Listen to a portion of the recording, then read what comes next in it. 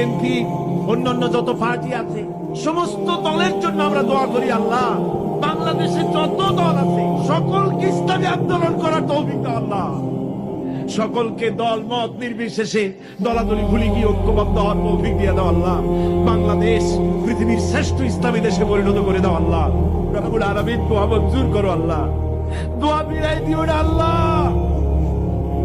বর্তমান সরকার, রাষ্ট্রপ্রধান, প্রধানমন্ত্রী, মন্ত্রী পরিষদ, সংসদ সদস্য, সেনাবাহিনী, পুলিশ বাহিনী, আনসার বাহিনী, প্রশাসনিক ব্যক্তিবর্গ সকলকে ইসলামের প্রতি মহব্বত তাদের কলিজায় ঢুকায় দাও।